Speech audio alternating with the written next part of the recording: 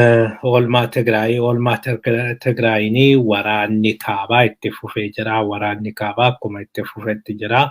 Waraanni kuni amma iddoo garaagaraatti itti fufaa jira. Karaa wallootiin waraannichi kuni itti fufee ammallee iddoo baay'ee dabalachaa akka jiranidha. Iddoo baay'ee qabachaa akka jiranidha kan himamaa jiru. Har'a karaa saniin xinnoo bayyanatanii jiru. Xinnoo aara galfiitu jira jedhama karaa saniini. Amma waraanni fuulduratti godhamuudhaa deemu akkam gooneeti dasee yeroo gabaabduu keessatti qabannaa kan jedhu waan ta'eef baay'ee kanarratti yeroo fudhachaa hin jiran jedhamaa jira jarri. Gama biraatiin warri immoo gara Gondariin achiin har'a sochiin hamma tokko jira jedhamee jira. Sochii kanaanii amma kan yaadamaa jiru karaa gorgoraa godhanii karaa warrataa saniin warri jidduu jiran kana dura dabaarqee kan qabatanii fi warri Waagimraa keessa jiranii isaan wal ta'uudhanii gadi dhufanii loltoota isaanii cimsanii warra naannoo sana jiru cimsanii warrataa qabatanii erga warrataa qabataniin booda gara Bahar Daaritti gadi tarkaanfachuudha jedhamee jira. Gama biraatiin immoo gara Bahar Daar qofa otoo hin ta'in Gondaris akkasuma aggaammii keessa jirti jedhamee jira. Kanaafi amma dafee waraanni kun garamitti akka deemu hin beekamu garuu yoo dafee qabachuu dhiisuu danda'u ta'us waraanichi waraana salphaa akka hin taanee fi waraanichi yeroo gabaabduu keessatti ta'ullee baatu amma tokko yeroo fudhatee olaantummaa Tigraayin xumuramuu danda'a warri jedhanii baay'atanii jiru. Sababni isaa maaliif akka ta'e isinitti himna oduu itti aanu gaafa kaasnu jechuudha. Gama biraatiin har'a UN'n Ethiopiyaa jiru warra Tigraay himatee jira. Warra Tigraay kan inni himatee waanuma warri biltsiginnaa jedhee himatu san deebisee jedhee kana jechuun baay'inaan namni biltsiginnaa deeggaru namni tokko namni lama achi keessa hin jira jechuu argisiisa. Kana duraas gamtaan Afrikaa yeroo dhiyoodhuma kana Tigraay jechuun yookiin warri Tigraay abbuut jechuun shororkeessadha. Namni IS wajjiniin waliigalaatoo wajjiniin hojjedhaa jedhee akkamitti nama gorsaa. Mootummaan Itoophiyaa sadarkaa sanarra jira waan ta'eef mootummaa Itoophiyaa amma Tigraay warra loltoota Tigraay wajjiniin yookiin warra hidhattoota Tigraay wajjiniin waliigalaatoo waan kana waliigalaatoo mari'adha jechuun hin barbaachisu jedhee ture. Waanuma akkasii kana har'as namni UN keessaa ofiin jedhu tokko kan Twitter irratti barreesse konkolaataawwan achi deeman keessaa hedduun hin deebine jedhee jira. Kun egaa waan baay'ee gaaffii baay'ee uumee jira. Gaaffii baay'ee mormii baay'ee kaasee jira. Baay'inaan konkolaataan kun gara Tigraay gaafa deemu duraan dursee gara Tigraay gaafa deemu boba'aa maleedha kan inni deemu. Boba'aa malee waan deemuu fi boba'aa hin qabanii hedduun isaanii achi keessatti hafanii jiru jedhamee jira. Lammaffaa mootummaan Tigraay ibsa baasee jira. Kanaaf mootummaan Tigraay ibsa akka baasetti kun mootummaa Tigraay kan ilaallatu miti. Namni kamiyyuu kana adda baafachuu ni danda'a. Kana kontraata kan fudhatanii ind kan jedhudhani.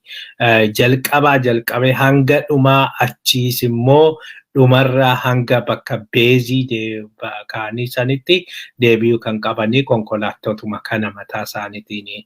Kanaafiyyuu shufeeronni kun kana beeku. Kanaafi shufeeronni kun himuu ni danda'u.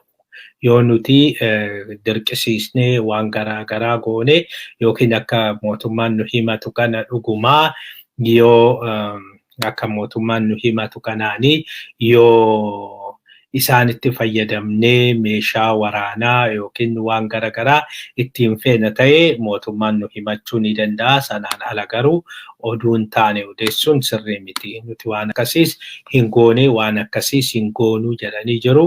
Egaa kanaafi amma wanta jiru kana dhiisaa soba akkasii kana dhiisaa jechuudhaaf kan isaan kaasanii.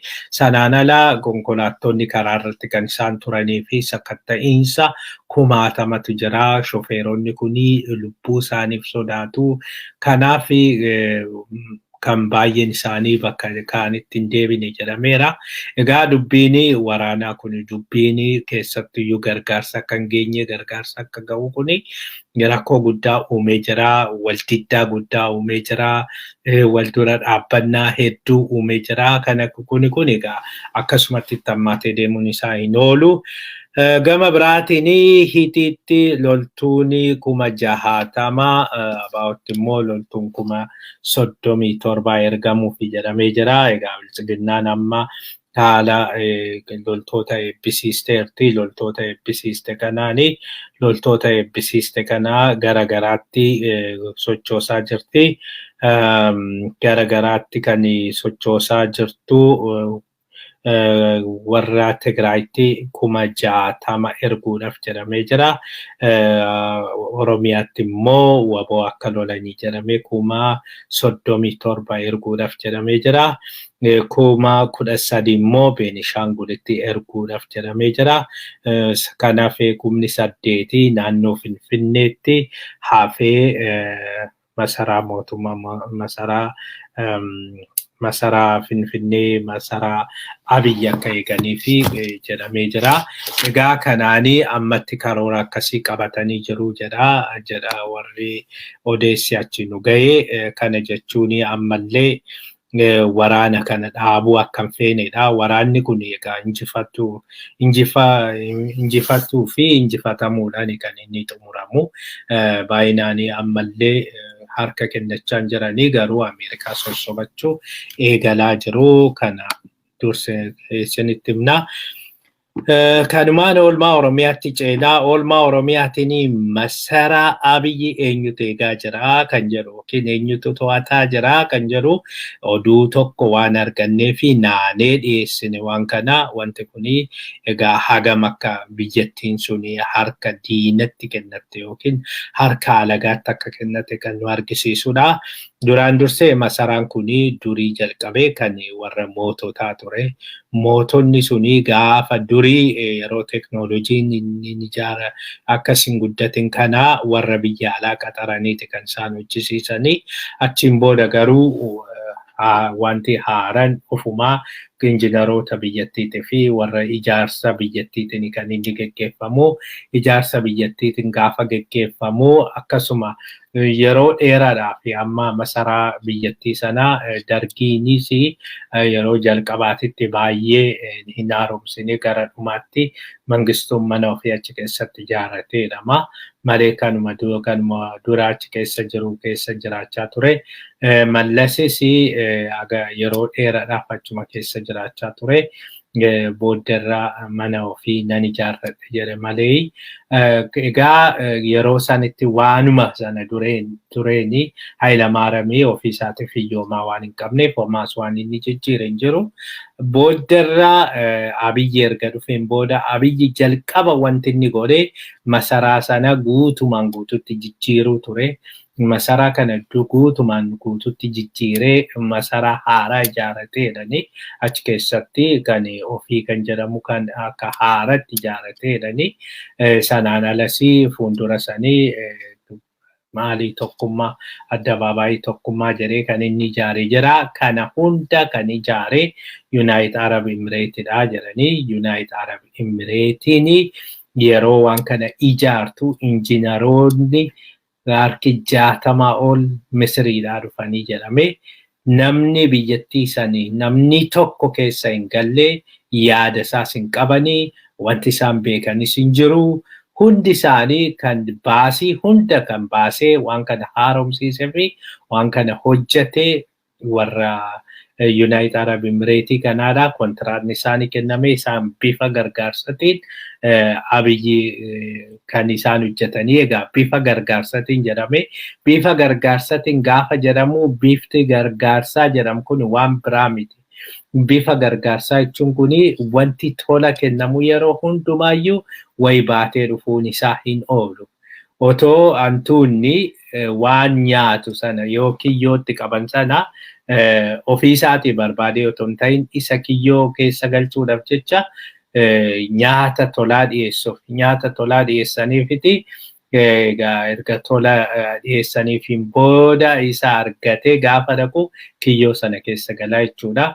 Kanaafi kiyyoo kanaafi kan isaanii tola sana hojjetan malee waan biraafi miti. Kanaafi Misiriin achi keessaa meeshaa ittiin waraaban meeshaa hin argamne meeshaa xoxonnoo sagalee isaa ta'uu viidiyoodhaan waraabee gara biyya alaatti erguu galchuu hin oolle jedhameeti kan inni shakkamaa jiru.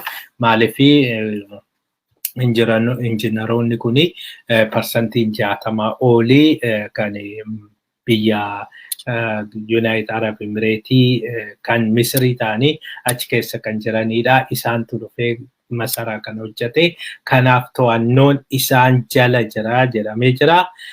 Gama biraatiin United Arab Emirates abiyyi duuban waraantee jirti jedhama. Abiyyi duuban kan ishee waraantee kana dura United Arab Emirates egaa abiyyi wajjin walii ta'uudhaan abiyyi isaan amansiisatee diroonii isaanii fayyadamanii diroonii isaanii keessattuu diroonii sophisticated ta'edha. Halkan kan rukutuudha. Lammaffaa hin argamu baay'ee saffisa qabaa. Erga rukutee deemin booda faargu guyyaayyuu yoo erganii guyyaa mataa isaatiin akka rukutu godhamee jedhamee jira. Kanaafi diroonii baay'ee adda ta'ee fi baay'ee guddate advanced ta'edha.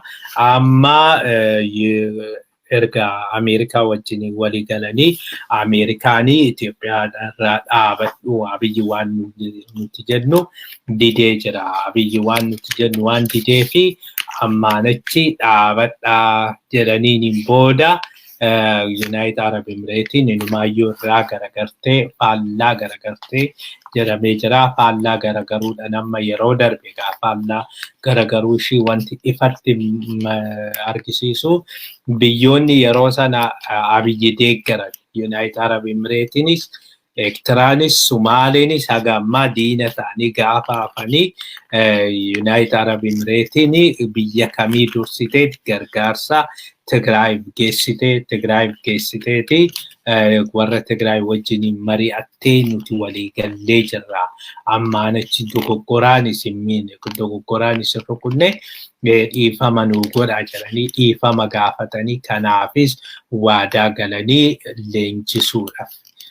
Warra Tigraay leenjisuudhaaf fi leenjii isaanii kanaafis gargaarsa gochuudha waadaa galanii jiru. Inumaayyuu leenjichumaayyuu jalqabanii jiru jedhamee jira. Leenjiin kuni warra Tigraay qofa otoo hin ta'in WBOs dabalataa jedhamee jira. WBOs leenjisuu jedhamee jira. Egaa Tigraay keessumattuyyuu mana leenjii guddaa tokko akka bananidha. Sanaan alas WBOdhaa fi leenjii guddaa tokko iddoo leenjii guddaa tokko akka bananii fi WBOs akka leenjisuu barbaadan akka gargaaruu barbaadanii kan dubbatanii. Kun egaa walitti dhufeenya gaariidha. Maaliif biyyoonni kamiyyuu qaamni sochii kamiyyuu kan milkaa'uu danda'u biyyoota ollaa fi biyyoota fagoos haa ta'u biyya garagaraarraa gargaarsa fi michummaa yoo qabaatedha. Michuun qabsoo Oromoo baay'achuu qabu. Michuun qabsoo Oromoo fi gargaartonni qabsoo Oromoo baay'achuu qabu. Kanaafi yoo wanti kun dhugaa ta'e dhugaadha jedhanii nutti himanii warra sirriitti keessa beekun nutti hime. Yoo kun dhugaa ta'e jedhee wanti kun cimeetti deemuu qaba. Cimeetti adeemuu fi yoo akkasitti yoo gargaarsi garagaraa humna nuti diasporaan doolaarii 5-10 dhibbaan gargaarru otoo hin ta'in biyyoonni akkasii kuni humna guddaa qabu, meeshaa waraanaa guddaa qabu yoo isaan akkasitti gumaachani kan bu'aan argamuu danda'u. Kanaaf immoo Ameerikaanii eebbisteerti jedhama. American go ahead waan kana godhi jetteeni jirti jedhama. Kanatu jira. Gama biraatiin dubbiin Daani'el Kibret mallattoo genocideeti jedhamee jira. Daani'el Kibret egaa akka dubbatetti amma warri Tigraay kuni seexana. Seexanni yeroo sana ammaan achi nama sodaachisnu yookiin nama yoo waa tokko goonu isa dhuma badiin dhuma yookiin namni yaraan dhuma, namni yakkamaan dhuma, namni tasuma karaa nagaatti deebi'uu hin dandeenye isa dhuma warra wayyaanee kana jechuu qabna jedhee jira. Kanaafi akkasitti ijoollee keenyatti himuu qabnaa jedhee jira. Seexanni dura yoo waaqani walitti bu'ee achiin booda achii darbatamu carraan lammaffaa hin kennamnee fi carraan lammaffaa waan hin kennaminee fi si'oolitti darbatame, ibiddatti darbatame. Akkasuma ammallee carraan lammaffaa kennamuu hin qabu warra Tigraay isaanii gubachuu qabu, isaan baduu qabu, isaan isa dhumaa yakkamaa isa dhumaa jedhame kaamuu qabaa jedhee jira. Kun egaa afaanii genocideeti. Ummanni tokko yookiin immoo ummata tokko qaamni ummanni yookiin dhaabbanni bakka bu'aa jiru tokko yoo xinnaate warra isaanii kan ilaalchi isaanii dogoggora ta'uu danda'a. Ilaalchi isaanii dogoggora ta'ee ummata Tigraay biratti fudhatama argateennan ummanni Tigraay isaan deeggaruudhaaf mirga qaba. Isaan kabajuu fi qabna sana. Ummanni ummata sana kabajuu jechuudha. Warra sana kabajuu jechuun, warra sana gaggeessan kabajuu jechuun, ummaticha kabajuu jechuudha. Ummatichaaf kabaja dhabee akkas jechuun kuni genocideii bahaa gaggeessaa, genocideii bahaa too ammuma kana raawwadhaa jechuudha jedhanii dubbachaa kan jirani. Kanaafi kuni balaaleffatamuu qabaa jedhamee jira. Gama biraatiin dirooniin Tarkii aggaammiin isaa hin eegganne jedhamee jira. Egaa kanas namuma keessa beekutu nutti himee akka namoonni kuni jedhanitti dirooniin Tarkii kuni keessattuu Bayraktaar jedhamu kuni baay'ee cimaadha, baay'ee beekamaadha. Dirooniin kuni kana dura Liibiyaattis yaalamee jira. Keessattuu iyyuu kan immoo jijjiiramni inni kan argisiise yeroo Azerbaaijaanii fi Armeeniyaan wal waraananii, Azerbaaijaanii fi Armeeniyaan gaafa wal waraananii, Armeeniyaa duuba kan jiru Tarkiidha, Raashaadha. Azerbaijaan duuba kan jiru Tarkiidha. Yeroo sanitti Ameerikaan callisee ilaalaa turte. Keessa Raashaan waan teessu gochuu barbaaduu fi yoo Raashaan fakkeenyaaf hin kaati ta'e yookiin Raashaan hin hojjetti yoo ta'e Raashaan maal qabdi kanarratti maal gumaachuu dandeessi jettee ilaalte. Kanaafi Armeeniyaan kana dura Raashaan gargaartee Armeeniyaan lafa Nagorno Karabakh jedhamu sana warra Azerbaijaan irraa fudhattee lafa sana qabattee ture. Amma Azerbaijaan lafa kana deebisiisatteerti kanaan deeggaramtee. Kanaafi diroonichi baay'ee bu'aa qabeessaa jedhameeti amanamaa. Akkuma addunyaatti iyyuu sadarkaa arfaffaarra jira. Kan Ameerikaan oomishtu taane kan Ameerikaa gosa sadii tokko jira. Isaanitti taane arfaffaarra jedhamee jira. Kana otoo jiru koorsii tokko waan miidiyaa fi waraana irratti koorsii tokko fudhadheen jira. Isa keessatti waa'ee waraanaa yuunivarsiitii military leenjisuus waan tureef achitti mariin tokko siin jira. Funduratti waraanni akkamitti geggeeffamaa kan jedhamu kana gaafa kaasanii waraanni ammaanachi misaayilii achii dhukaasanii misaayilii achii dhukae sana rukutuudhaaf karaa irratti rukutanii hambisuudhaaf kan godhamu suni barrisaa hafee jira ammaanachi. Maaliif misaayilii sana of course yeroo baay'ee misaayiliin achii rukutame misaayiliin asiisiyoo dhuka'ee jiree misaayiliin jidduutti walitti dhufee walitti bu'ee akka qilleensa irratti hafu gochuun ni danda'ama. Inni duraan dursee milkaa'uus danda'a. Yeroo tokko tokko immoo milkaa'uu dhiisuus danda'a. Lammaffaa yoo maachii caccabuus nama miidhuu danda'a jedhamee jira. Kanaaf amma maaltu teknooloojii kamitu develop ta'aa jira. Otoo dhukaa'in dura meeshicha akkan dhukaasne nukaane gochuu. Sana jechuun corrupt gochuu jechuudha.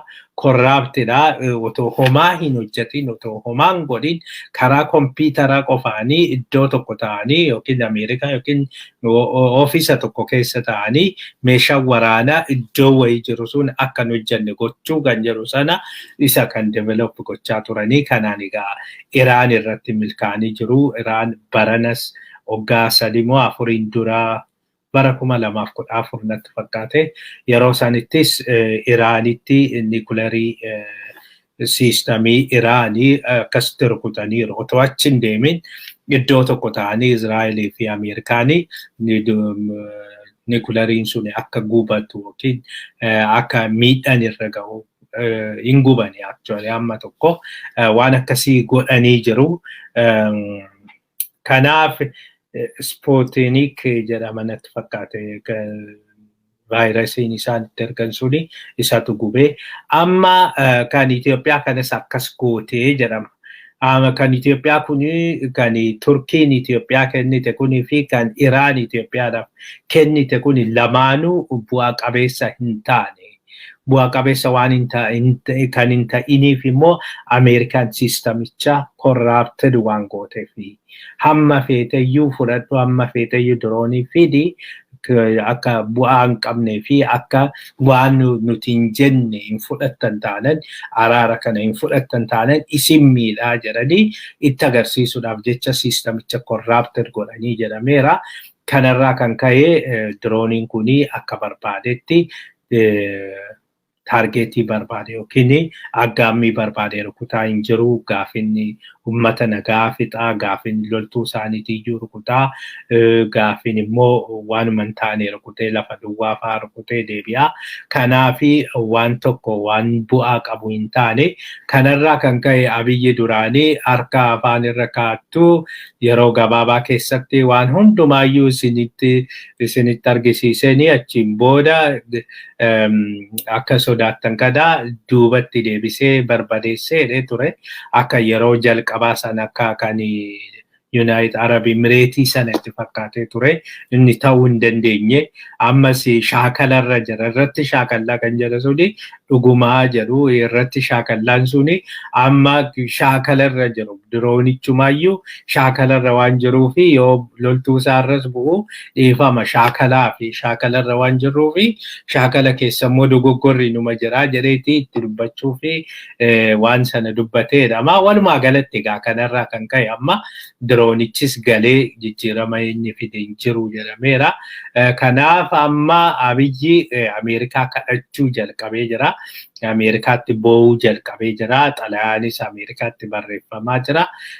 Kanaaf amma yeroon isaa yeroo Abiyyi yeroo maaloo jechuu jalqabeedha jechaati kan jirani. Kanaaf kuni akkasumatti taafuuf egaa jenna. Kanuma wajjiniin egaa oduun ittaanu oduun keenya ittaanu ifama wajjiniin oduun keenya ittaanu xalayaa xalayaan Abiyyi maal jedha? Xalayaan inni amma ergaa jiru kuni maal jedha kan jedhu xalayichi kuni nu ga'ee jira. Xalayichi kuni akka jedhamutti xalayichi kan ergamu egaa mallatteessaa jedhanii namatti kennanii xalayaa kana xalayichi uummata garagaraatti ergamaa jedhamee jira. Ummata garagaraatti White House'itti egaa ummata garagaraallee otoo hin ta'in ummata garagaraatti mallatteessee White House'itti ergaa kunuuti xalayaanii. Xalayichi akka jedhamutti xalayichi kan jedhu Itoophiyaan waggaa 3,000 olii maalii qabdi Itoophiyaan biyya turteedha waggaa 3,000 dura biyya ijaaramteedha biyya koloniyaalizimii hin arginidha biyya maaliin ta'inidha biyya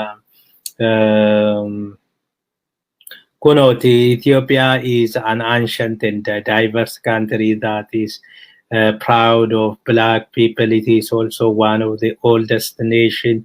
When Makasi Odessa, since the advent of the reformist federal government, the anti-Ethiopian group was pushed away from power and waan nama amansiisu tokkoon qabu amma White House itti xalayaan akkamitti barse gana lafaa nuti anti-slavery turre nuti ancient nation turre so what ancient nation Persia caala ancient nationidha Persia jechuun Iran jechuudha Iran caala ancient nationidha Iran maali ancient yoo biyya duriiti jedhame biyya durii ta'uudhanii miti Ameerikaan kan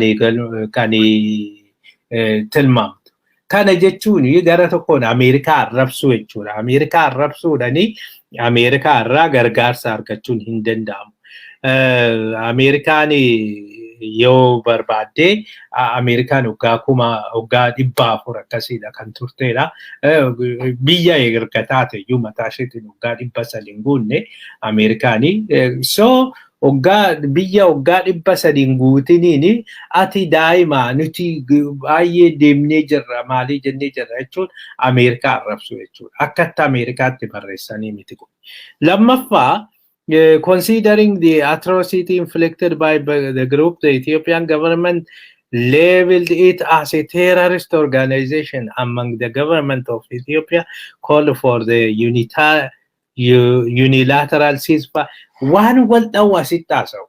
Gara tokkooni terroristi goone jirra. Gara tokkooni unilateral ceasefire goone.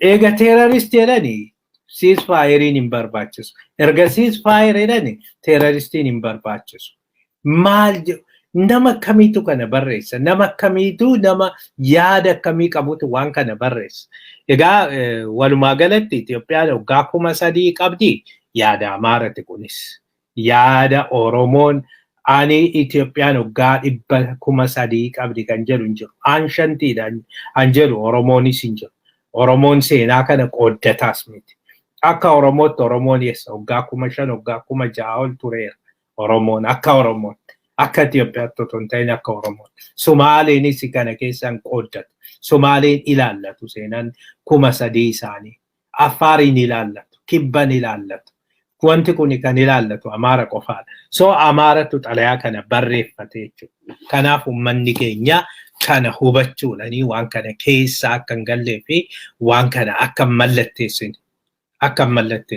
yoo mallatteessatin illee maqaan keessan akka irran ta'e kanaaf kana sirriitti hubadhaa sanaan ala nuti kan keenya mataa keenyan sirreessinee barreessinee White House itti nu barbaachisa kanumaan gara oduu ittaanutti deemna yeroo hin qabnu Ameerikaanii dinniina kennitee jirti jedhamee jira Ameerikaan egaa Abiyyi 7 keessatti 14 nights jedhame actually 14 nights keessatti guyyaa 14 keessatti jijjiirama fiduu qaba jijjiiramni fiduu qabu kuni gargaarsi gufuu malee ummata rakkatee ga'uu qaba lammaffaa Abiyyi itti as naqabii achi naqabii duddaa miilaa dhiisee amma araarri without any precondition hundumtuyyuu without precondition ira garuu keessattuu Abiyyi irratti dhiibbaa guddaan jedhamee jira Abiyyi gufuu kan ta'e waan kana hundaaf nageenyi biyya sanaa otoo hin ta'in waraanicha akka amma isiniin jechaa jiru kana waraanichi waraana regional waarii ta'ee jira waraana kana keessa Suudaanin galteerti waraana kana keessa Jibuutiin galteerti waraana kana keessa Ektiraan galteerti Sumaaleen galteerti Arab Emiratiin galteerti even amma Saudiin galaa jirti amma Saudiin karaa garaagaraatiin keessa galaa jirti jedhu Kanaafiyyuu waraanni kun waraana regionaalii ta'eera. Waraana regionii waan ta'eef waraanni kun hin dhaabatu taanaan baha Afrikaa gaaga'ama guddaaf saaxilamuuf deemaa jira. Kanaafiyyuu waan kana maraatu namicha maraate kana achirraa kaasuun dirqama keenya jedhanii warri Ameerikaa dinniina itti kennanii jiru jedhamee jira. Egaa Abiyyi dinniina kana dhaga'ee achiin booda hin sirreessu ganaa waan waliin laallu garuu waan sirreessuun fakkaatu Abiyyi. Kanaafi waraanichi namni baay'een akka dubbachaa jirutti diroonichi somaa waan hin goonee fi amma keessattuyyuu warri Tigraay fa'aa sadarkaa amma jiru kanaanii warra Tigraayis haa ta'u Oromoo waboon warra dargaggoota kumaatamaan dhaqaniitti makamaa jiran kana leenjisee leenjiidhaa ba'anii waraanichi kun akka gaariitti gaggeeffama taananii yeroo gabaabaa keessatti Abiyyi dhumuu hin ooluu jedhameera. Kanaaf immoo mallattoon Ameerikaan irraa garagaruun Ameerikaan dinniina kana kennuunii fi dinniina kana waan hin fudhanneef Abiyyi achiin booda namni uummanni biyyattii sanii uummanni miliyoona 110 balaa nama tokkootiin safar gochuun qabu balaa nama tokkootiin dogoggora nama tokkootiin uummanni kun hundi miidhamuu hin qabu jechuudhani direct tarkaanfii fudhachuu baatanii warra kaanii gargaarsa gahaa gargaarsa baay'ee gaarii barbaachisaa ta'ee kennuudhani achiin booda mootummaa Abiyyi dhabamsiisuudhaaf akka hojjechaa jiran lafa jala himamaa. Egaa kana of eeggannoo wajjin isinitti himna nutis waan nageenye malee waan mirkaneeffannee miti yookiin haalli ittiin mirkaneeffatanis rakkisaa waan ta'eef gama biraatiin Somaaliin waliigaltee dhabdee jirti. Abdullaahi Farmaajoo fi Roobalee nama jedhamu Abdullaahi Roobalee garaagarummaan jidduu babal'ateera. Har'aa Farmaajoon muummee ministeeraa aangoosaa restrict godheera yookiin immoo xinnoo ishee aangoosaa uguree jira yookiin limited godhee jira restrict godhee jira. Isa kan inni gochuu danda'eef immoo kaleessa inni nama kaasee waan muude fi nama kana dura Farmaajoodhaa fi nama harka mirgaa jedhamu tokko achi kan dhimma nageenya irratti isaa biyyattii sana kan hoogganu isa sana achi kaasee achiin booda nama ofii isaati waa gaafa muudu akka sana gochuu hin dandeenya maanachi akka sana gochuu hin dandeenya jedhee isa achi kaaseera. Kanaaf wal dhabdeen isaan jidduu jiru babal'achaatuma jira. Gama oduun keenya dhumaa qeessonni mana marii Ameerikaa deemanii jiru. Egaa qeessonni har'a mana marii Ameerikaa deemanii kana dura kaleessa namtichi fiilmiin hojjeta jiru Teediroos Tashoomee sunis akka deeme isinitti himnee jirra. Kanaan amma Ameerikaa qeessonni kana dura abaaranii hiriira irratti baasanii Ameerikaan homaan fiddu, Ameerikaan nun jaalattu, Ameerikaan juuntaa Finfinneetti deebisuu fi Ameerikaa harka kee Itoophiyaarraa kaasii, mataarra kaayii, miilarra qaqqabii jechaa turanii amma garuu sana hunda dhiisanii Ameerikaa lubbuutoo Ameerikaa lubbuu nutti deebisi. Harka kee miila kee harka kee nurra kaa'uu miti akka barbaaddetti yoo nu qaqqabde amma rakkoon hin jiru jechaa jiru. Kanaaf Ameerikaa shilachuun jalqabameera. Kanaan egaa mana mariitti har'a qeessota erganiiru. Qeessota kan isaan erganiif tokko Amaarri nu hin dhaga'amu. Yoo bakka bunu bu'anii nu dubbatu hin dhaga'amu. Warra keenya warri inni jedhuun kana isaantu nama dhugaati jedhanii waan yaadaniifis kan isaan ergatanii isaan dhaqanii egaa dubbisanii jiru. Isaan dhaquun garuu wanti inni jijjiiru tokkoyyuu hin jiru. Kallattiidhaan mana marii sana nama tokko dubbisanii isa dubbisan jechuun waan jijjiira inni Ameerikaan mana marii miseensa mana marii 500 fi wayii qabdi.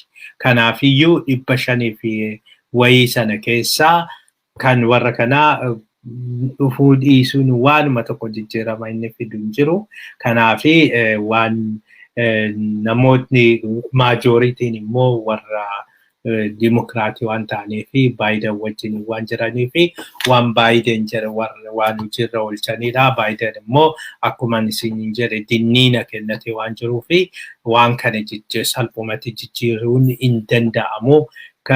Hundumaafiyyuu isaan egaa hanga humna isaanii yaaluudha kan isaan yaalanii, kan keenyas kana sirriitti hojjechuun ni danda'ama.